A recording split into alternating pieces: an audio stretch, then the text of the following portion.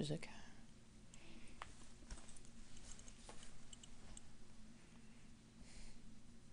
Oh, I don't have my phone.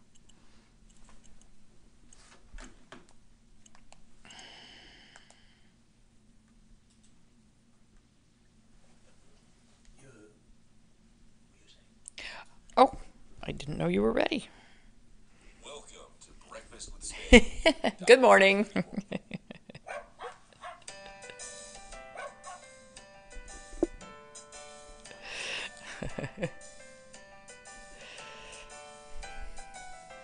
Always with the program.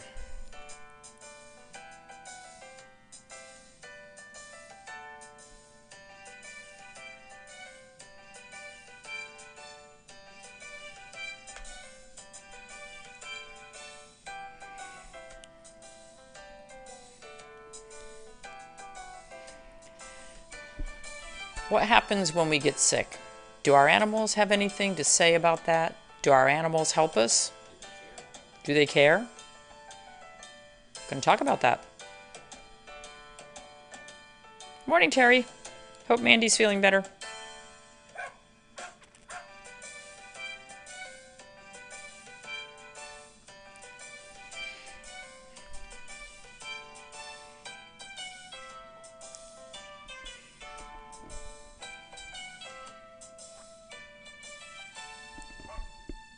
Remember, you can purchase all of Dr. Morgan's products at her website, www.drjudymorgan.com.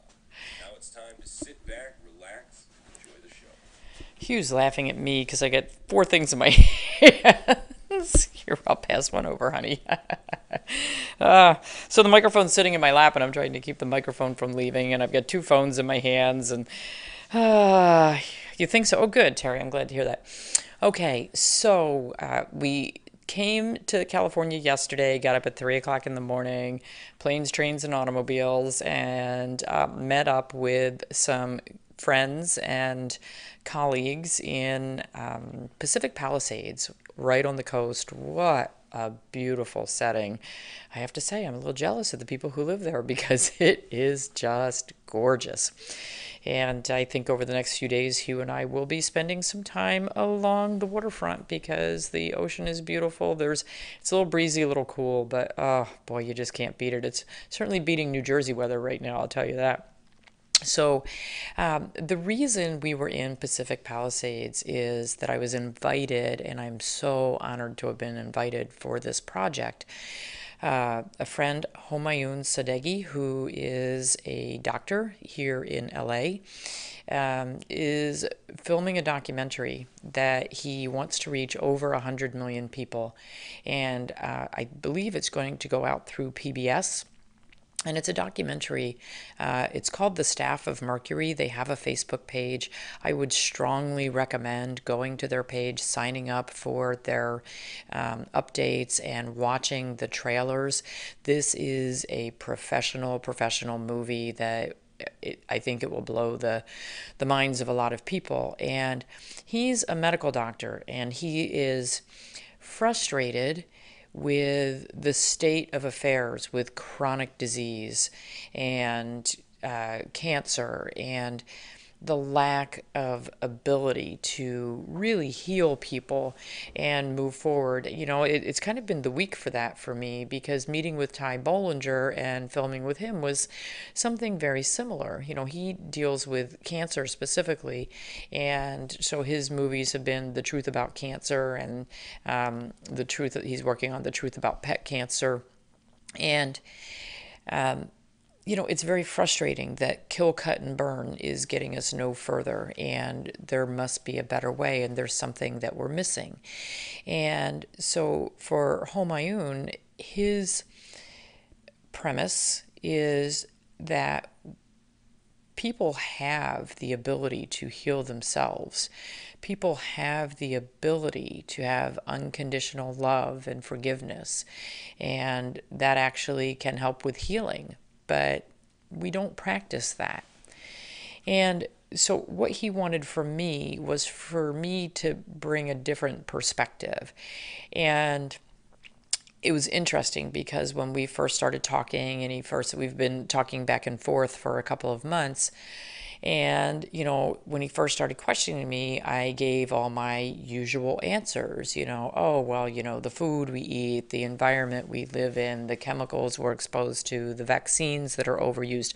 I mean, we know a lot of the triggers for chronic disease and for cancer. But how do we heal them? And, how can some of us live in the same toxic environment and eat toxic foods and drink and smoke?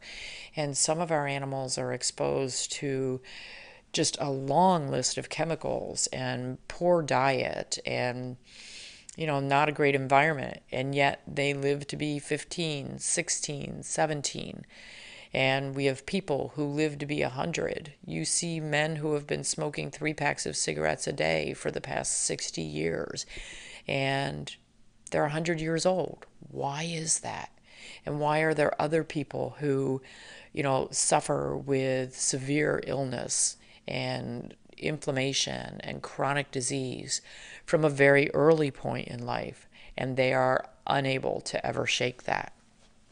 And I think that Homayun is really looking at something special, and I really hope that this video does meet hundreds of millions of people, and I hope that it speaks to them and it helps them understand that we all have that ability to keep ourselves healthy and to heal ourselves. And an awful lot of it comes from something that we could take a page from our animals. It's a page that Hugh and I took from Myra when she was sick.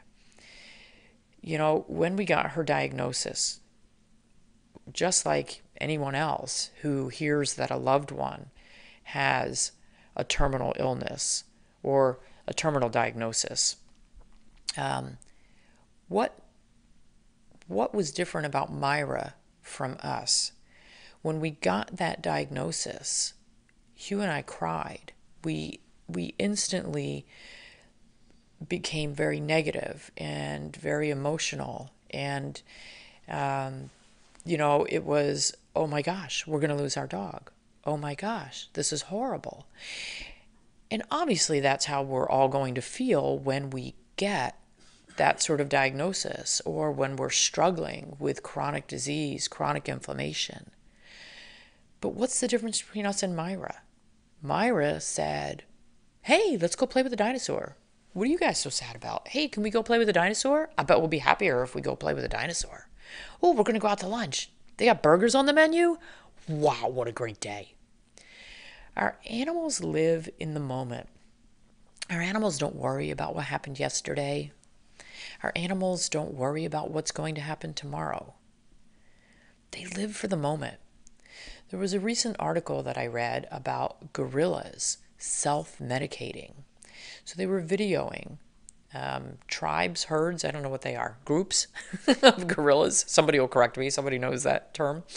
And they were watching, and there was an older gorilla who was ill, and he went and he picked a twig off of a certain tree, and he peeled back the bark, and he ate the inner parts of that tree, stick, leaf, whatever. And the people that were filming knew the healing properties of that particular plant that the gorilla was eating. And the gorilla was self-healing, self-medicating. We see it in horses and farm animals all the time. If you have a hedgerow with multiple plants, they will pick out the plants that are the healing for them, the plants that they need to manage whatever it is that they're dealing with. But they don't have all this emotional upset. They don't have all this inner turmoil. They don't have, oh my gosh, I'm going to die tomorrow. We fear that. They don't. And that fear and that negative thinking diminishes our healing powers. We all are born innocent, and we're all born with innate wisdom and an innate love for all of those around us. Why do we teach our children about stranger danger?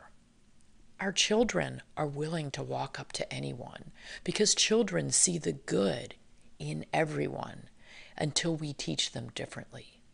And it's the same with our animals. They see the good in everyone and they don't worry about tomorrow. Our animals understand when we are ill or we are upset.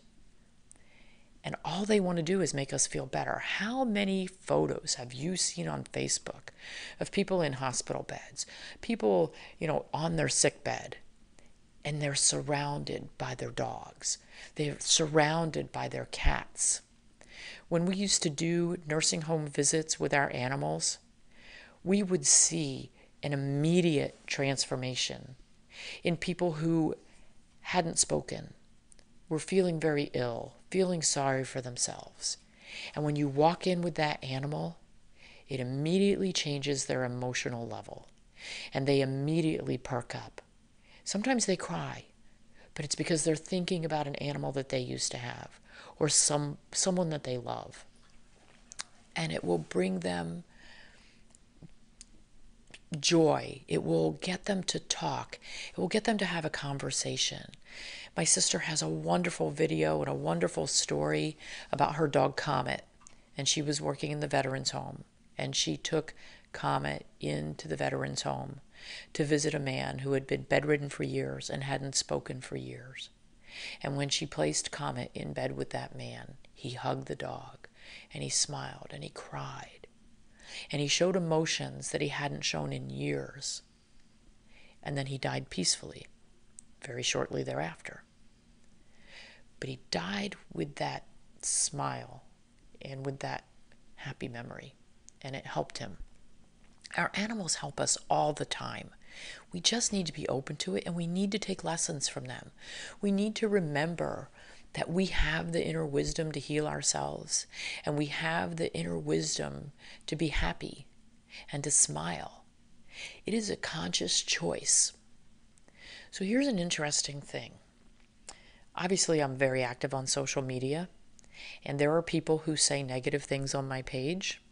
There are people who attack me and my beliefs, and it's very easy and almost automatic to want to come back with a negative response and to fire back and to defend myself and to defend others. There are two ways you can do that. You can do that in a negative manner, or you can do that in a very positive manner to support your beliefs or even support those who are attacking you. So I'm going to put out a challenge. We need to be like our animals. And we need to look for the fun in life. Let's go play with squeaky dinosaurs. Yeah, we all have to go to work. But you know what? You can make a conscious decision about that too. Oh, I hate my job. Gosh, I gotta go to work today. God, my boss is just such a slave driver. Now, as I'm saying that, I'm getting this feeling in my gut that is just horrible. And my face is contorted. He was telling me, and it's just like, oh my gosh, do I want to spend my entire day thinking that? It's very toxic. It's toxic to those around you. It's toxic to yourself.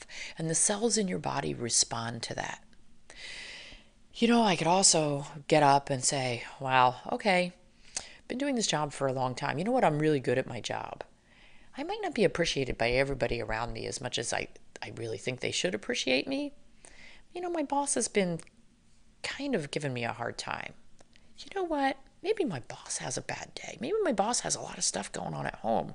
Maybe he's got a sick child. Maybe he's got a wife that he's not getting along with. Maybe he's really worried or nervous or, maybe he knows something I don't know. I could go in and just make a really kind gesture. I could go in and, hey, Bob, how you doing today? Great. Okay. Can I get you anything? Okay, I'm going to go do my really best job that I can today. You know what? I'm going to smile. When somebody calls with a complaint. So here's a interesting thing that we're dealing with right now. We had some mislabeling on some of the dental drops, and they went out with a short expiration date on them. So new product was made, but old labels got put on. And so the dating on it was too short.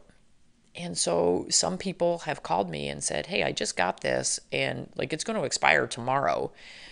What's up with that? And, when we first saw this a while ago, I said, oh, geez, and I got very negative and all those negative emotions and negative reactions. And I turned it around and I just said, you know what?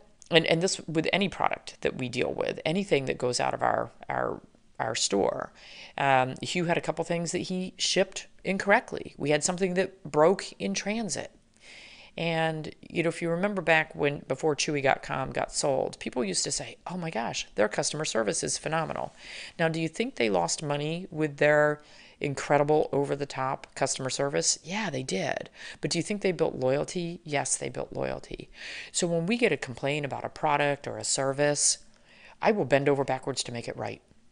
I will do whatever it takes because that serves me. It puts a smile on my face. It makes me feel better. And it serves you because you feel better and you think that I'm a nice person. And your positive vibration comes across to me. And why not surround yourself with positive? So when you see negative things going on social media, when your friends are posting negative political stuff, and just walk away. Don't get involved in an argument. Give them your blessings, put a smile on your face and say, wow, I think we can agree to disagree. I have different beliefs. It's okay. It's okay. You can believe that. Let's put a positive spin on everything. Do you know if we could get 100,000 people to decide that every single thing they ever did was with a smile on their face and a positive interaction, those 100,000 people could trickle down to every individual in this world. And it might even take less than 100,000. I don't know the statistics. I'm guessing here. But hey, let's put a positive spin on it. Let's say if 1,000 of us, if everybody watching here today decided, I'm not going to have any negative interactions. And when somebody steps on my toe, I'm going to say, oh, that's okay. Don't worry about it. And when somebody, says something negative, you can go, okay, that's fine. They have a different opinion. But I know that I'm okay. And I'm going to be happy. We could all change the world. Your animals do that every single day. Your animals have a great outlook on life. For those of us in the rescue world, we take in animals that have been abused and neglected. And yet they still love. They still come to us with love and the expectation that we'll be kind. Children are the same way. They have love and wisdom, and we need to learn from them. Yeah, we need to teach our children about stranger danger, but we still want them to love. We still want them to expect the best. It's a balance. So we all should expect the best out of everyone, and we should give our best, and we should do it with a smile on our face. That's my Sunday sermon. Yes, our ability to love is an amazing gift, and our ability to be kind and to share happiness and to smile is an amazing gift. Our animals have that gift. We need to relearn that gift. So I'm going to challenge all of you to smile at everybody you see today. Say hi. Do you ever notice when you're in an elevator, everybody looks the other way, looks at their phones? Phones are the worst thing that ever happened to human interaction. When you get in an elevator next time, say hi to everybody in there and smile at them. You'll scare the pants off of them. They won't know what to do. When you walk down the street, say hi and wave. Walk into a store. Why do you think they have greeters at Walmart and Hallmark? You walk in, they greet every single person because it puts a smile on your face. Unless you're in a bad mood and you go, why are they talking to me? Knock that off. Smile back. Say hi. Glad to be here.